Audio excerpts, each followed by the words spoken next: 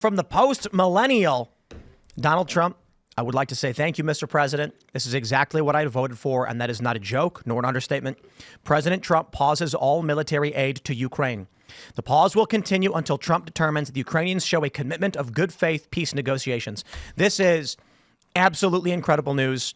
I am 100% opposed to our involvement in Ukraine. It is a lie. It is illegitimate. Let me give you some of the news before I rant on this one.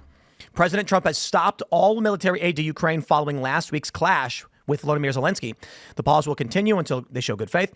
The move comes after Zelenskyy said that the end of the war with Russia was still very, very far away. Per the New York Post, Zelenskyy left the White House at 1:42 p.m. A scheduled press conference that was set to take place between the two leaders later Thursday was canceled. The two leaders had been set to sign a rare earth minerals deal Friday. The deal was not signed. Trump wrote following the meeting, "With a very meaningful meeting in the White House today, much was learned that could never be understood without conversation under such fire and pressure. It's amazing what comes out through emotion. And I've determined that President Zelenskyy is not ready for peace if America is involved, because he feels our involvement gives him a big advantage in negotiations. I don't want advantage, I want peace. He disrespected the United States of America in its cherished Oval Office. He can come back when he is ready for peace." Standing ovation. Bravo. I am so impressed by Donald Trump's leadership on this one. I'd have done the exact same thing myself. You come to me and ask me for, like, okay, the analogy I made, this morning on my morning show is your cat is dying. And so you come to me and tell me I have to spend the money to save your cat's life. And it's like, okay, well, I would like to. I don't want to see your cat get sick. And then you start interrupting me, talking over me, insulting me, telling me it's my problem. And I'm going to be like, get out of my house. Mm-hmm. And this is exactly what Trump did. And this is the message that needs to be sent to people of the world. No more handouts. He shows up. I won't say he's dressed like a bum, but Trump made the joke, "Oh, you dressed up for the meeting." And I couldn't tell if it was tongue in cheek because he's wearing a long sleeve camo fatigue and not a short sleeve. Shows up wearing his costume that he's been playing this character for the longest time.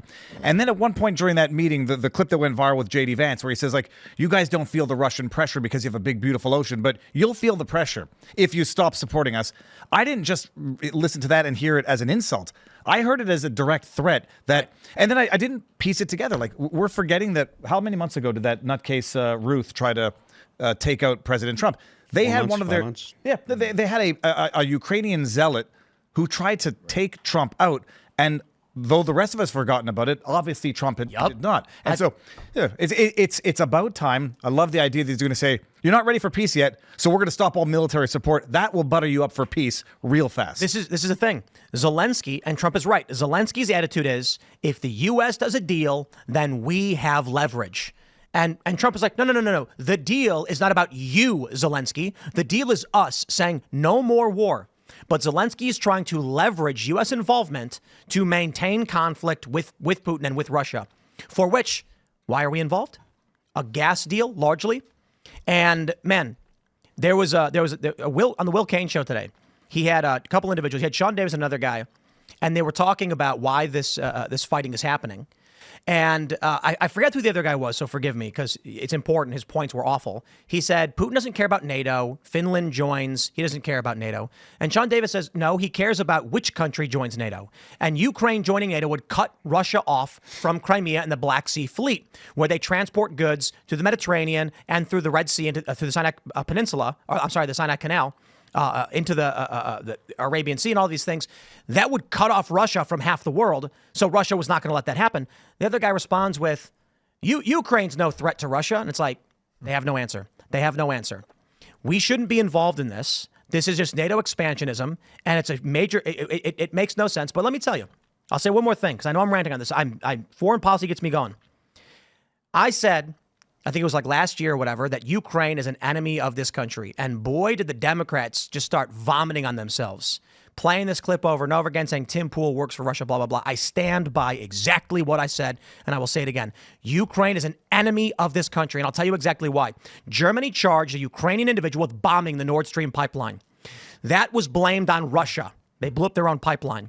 As long as nobody knew who it was, that bombing, should it have actually been a Ukrainian? And we believe it was. That's largely what people believe. Ukraine bombed this, or Ukrainian individuals in the direction of the West or whatever. That's the kind of attack that could escalate us into World War III.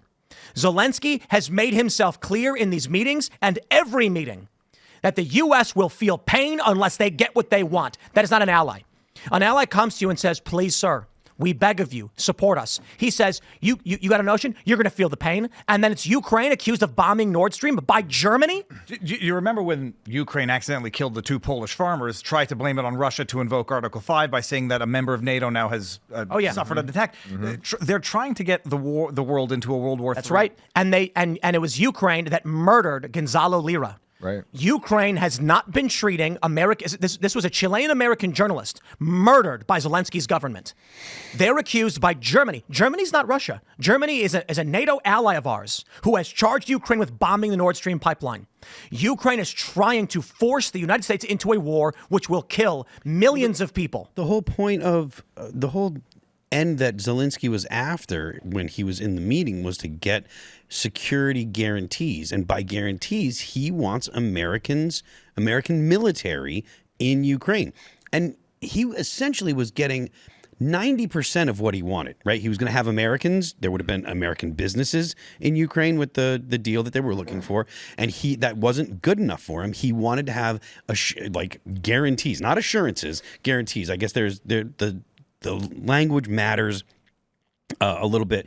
If you have security assurances, it's one thing. If you have a security guarantee, there are certain other things that are expected when it comes to international law. And so he was looking to get the United States to say, okay, we'll give you guarantees. And it was bad form to do it in the Oval Office in front of the press. You do those kind of negotiations behind closed doors, so you can swear at each other, you can get mad, you can do the kind of things that happened in public, and you can do it without the repercussions of having the press watch. He's an actor. Well, he is, yes. Look at his body language in this picture. He knows what he's selling to the public. Yeah, 100%. And he'd been coached by Democrats, which is beyond the pale. The idea that, because Chris Murphy was talking. I heard that he met with Republicans and Democrats. Okay, so fair enough. But that also could mean nothing. Pro-war Republicans. Like a bunch of rhinos out there, HALTS. Pro-war Republicans. Yeah. But the whole meeting with Trump was an absolute debacle, and it was not because of Trump or the administration. Trump was giving him 90% of it was what he wanted. This was just supposed to be a grip and rip, like just shake hands, have a little, of course Trump is going to go ahead and have a little banter and kind of poop on him because he had done things to endorse Joe Biden and the Biden administration. So you knew that there was animosity there, but it was going to be a generally friendly interaction, and Zelenskyy didn't want it. I wonder how much of what Zelenskyy did was on purpose to prolong the war. We know that there have been attempts at peace deals the whole time, and we know Zelenskyy is the main obstacle. He does not want any kind of negotiated resolution. We hear from Europe with them saying, Ukraine will have a seat at these negotiations, but Ukraine has nothing to do with it. Ukraine is the battlefield between NATO and Russia. Russia wants access to Crimea and the Black Sea. The West wants to control NATO and shut down their Gazprom gas monopoly and their access to the Black Sea so they can control gas prices. Ukraine is irrelevant here. I wonder if Zelenskyy did that all on purpose, knowing it would result in a collapse of peace deals so he can prolong the war. That's his plan. Because you have to understand, Zelenskyy, with the cameras in front of him, knew that if he insulted Donald Trump on camera, Trump would respond publicly because Trump's not going to let that slide. He's going to say, you insult me on TV, I insult you on TV. I don't think he did it on purpose because I think it brings about the end game a lot quicker. All the other countries can piss and moan all they want, and Canada can say we're going to stay loyal and let's join up with Britain. They can't do it without America. I do say Zelensky's going to go down as being like the modern day Yasser Arafat, where it's going to become clear that he never wanted an actual peace settlement out of this. What he asked for by way of the settlement was nukes in NATO, which is exactly what started this conflict in the first place. But I think now he's in like total self-preservation mode, because it's one thing that this war is going to end the way it's going to end, and then what the heck is he going to do afterwards, because he's going to be persona non grata in his own country. For our sake, I'm glad he did it, just because we experienced a national catharsis when JD and Trump tag teamed him. It was amazing. But Democrats have been defending Zelenskyy. Yeah, we live in two different realities. Who's the guy that just said it was? I accused him of sedition. It was a journalist. He says that's why I stand with Zelensky and against Donald Trump. It's like then move to frickin' Ukraine. Yeah. These idiots who are pledging their allegiance to Zelensky. For the decade prior to this war, Ukraine was a known corrupt hellhole. Its number one export was human trafficking. It had a Nazi problem that they all knew about for the longest times. You can still go. They haven't memory hold all of it on Twitter. Yeah. And then all of a sudden you can't talk about this. You know what I think is another big factor here is Zelensky got that Vogue cover, right? It was on the cover with his wife or whatever. When this war ends, he's nobody. He's nothing. That's it. He'll probably sign with CAA, the same place Biden and Well, I mean, in all seriousness, yeah, he probably will. But right now, he is enjoying the principal conflict is about him, and he gets to you know what it is, man. You know what I'm thinking? How much you want to bet Zelensky was like, what do I do after this war? We're losing. Ukraine's lost. Where do I go? Right? The Russians are going to come in. Ukrainian forces are routed. He'll be removed from power. Here's what he does. He insults Donald Trump on TV and argues with him. And now he's going to have a free press tour among Democrats for life in the United States. Yeah, guaranteed. He's going to say, I stood up to your president because he was wrong. And they're going to clap and cheer for him for no other reason than they hate Donald Trump. And that's what the left sees. I mocked him the other day. I posted the Time magazine cover of Trump yelling at the little baby who was crying, saying that's Trump and Zelensky. And I had friends reach out to me saying, you've lost your humanity. Like, this is their new George Floyd, where they see Ukraine. Like, they can't take anyone mocking Zelensky. And they saw, in this meeting, they saw a hero stand up to a tyrant. It's really ridiculous, too, because the whole situation is just Donald Trump is doing this, so I'm against it. Yeah. There's no thought put into it.